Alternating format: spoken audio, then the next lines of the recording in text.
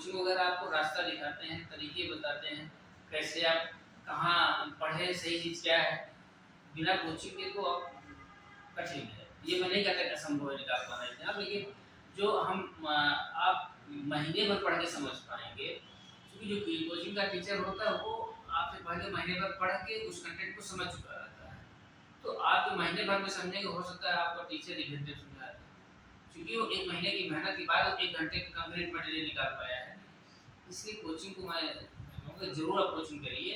Coaching से आपको किस चीज़ में ज़्यादा जोर देना है, कौन सा ज़्यादा हमारे एग्जाम, क्योंकि यहाँ जो भी पढ़ाता है वो निश्चित रूप से अनुभवी होता है, वो गलतियाँ कर चुका होता है, गलतियों से सीख मिलती है। तो आप लोग भी जो है कोशिश करिए कि जैसा ये लोग बताएं उसी पढ़िए, प्लस केवल उतने में आप अपना भी लगाना पड़ेगा, अपना भी एफर्ट करना पड़ेगा, मेहनत करनी पड़ेगी। और एक और पैटर्न आपको डेवलप करना पड़ेगा कि जब आपको मन लगे पढ़ना, जब भी मन लगे जरूर जो है उसी में पढ़िए। ये कोई जरूरी नहीं कि घर वालों को दिखाने के चक्कर में या अपने आप से सेटिस्फाई करने के लिए रात में पढ़ने बैठे हो, मैं 2 बजे पढ़ा, 3 बजे पढ़ा। निश्चित रूप से 2 या 3 बजे तक जब आप पढ़ेंगे तो कहीं न कहीं आपका कॉन्शसनेस कम होगी, कुछ न कुछ तो आप कितने भी एक्टिव हैं, कॉन्शसनेस कम होगी। इससे अच्छा है जब आप पूरी तरह से पूरी तरह से आपका नींद आप खुली हो, पूरा दिमाग खुला हो आपका, तो आप पढ़िए, सुबह उठ के पढ़िए जो है। और मोबाइल का परित्याग करना पड़ेगा। मोबाइल अगर आप साथ रखेंगे तो निश्चित रूप से आप सफल होंगे। आपको एकदम ऐसा जीवन जीना है जो आज से 20 साल पहले हुआ करता था, कि मोबाइल से दूर जो यहाँ कंटेंट है उसको करिए, ले जाके पढ़िए। पिछले कुछ सालों पेपर हल करिए, पेपर हल करिए। और पेपर जब आप हल करिए, जैसे पिछले साल का यूपीएससी पेपर उठाइए या यूपीएससी उठाइए। यूपीएससी के पहले तुरंत उठा लेंगे तो घबरा जाएंगे, यूपीएससी पहले यूपीएससी उठाइए, क्योंकि यूपीएससी उठाएंगे तो मुझे नहीं लगता कि आज की डेट में आप लोग 10 क्वेश्चन भी कर पाएँ। उसका एक तरीका अलग है, जब बहुत सारा पढ़ाई कर लेंगे तभी जो है उसमें ऐसा नहीं चलेगा कि 4 में से 1 आपको पता हो तो आप करेंगे, उसमें से 4 में से आपको जो है कम से कम 3 पता होगा तो ही कर पाएंगे। तो आप सबसे पहले यूपीएससी के पेपर उठाइए और देखिए किन चैप्टर से आया है। कभी उसका आंसर जो पीछे दिया रहता है या सारा उससे मत करें, आप सीधे बुक उठाइए। जैसे कहीं कोई प्रश्न आया, आप बुक उठाइए, उसका उत्तर बुक से ढूंढें।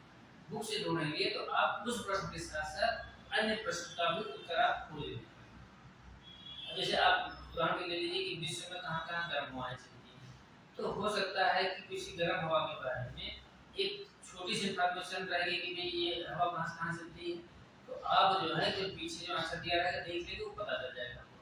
लेकिन जब आप बुक उठाएंगे तो उस बुक में ये भी लिखा होगा कि ये हवा किस महीने में चलती है, कहाँ चलती है, इसका क्या इफेक्ट पड़ता है। तो हो सकता है इस बार उस हवा के बारे में पूछा गया कि कहाँ चलती है, अगर आप केवल क्वेश्चन पेपर का आंसर कहीं से देख लिए हैं तो आप इतने आपको पता होगा कि वह हवा उस यहाँ चलती है, इस क्षेत्र में चलती है। लेकिन हो सकता है अगली बार प्रश्न आ जाए इस हवा का क्या प्रभाव पड़ता है, हवा चलने से जो है क्या इफेक्ट पड़ेगा। तो आप अगर किताब से पढ़े रहेंगे तो निश्चित रूप से आप इसका आंसर दे लेंगे। तो आप लोग कोशिश करिए कि सारी चीज़ों का आंसर किताब से देखिए और पेपर मैक्सिमम प्रैक्टिस करिए, एक बार में 10 बार प्रैक्टिस करिए। और उस प्रश्न का मैं बार-बार चीज कर रहा हूँ, उस प्रश्न का उत्तर मत ढूंढिए, उसके अतिरिक्त जो प्रश्न उससे बन सकता है वो भी आप बना डालिए। और कभी भी इस आधार मत रहिए कि ये एग्जाम में आएगा, ये नहीं आएगा। एग्जाम में सब आएगा। हो सकता है इस बार कोई चैप्टर टच किया हो, अगली बार नेक्स्ट चैप्टर टच कर लें।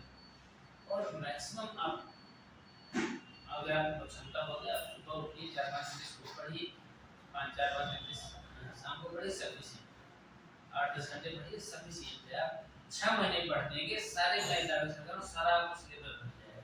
बस तरीका सही होना चाहिए, तरीका गड़बड़ होगा तो आप दिशा से भटकेंगे। जैसे आपको एक मैप लगा होगा, आपने थोड़ा सा आपको बता दूं, ये आप हर तैयारी करने वाले कमरे में जो है वर्ड का और ये तनाव होना चाहिए, फिजिकल और पॉलिटिकल दोनों। ये पॉलिटिकल है, ठीक है, और फिजिकल। तो जैसे आप शुरुआत करेंगे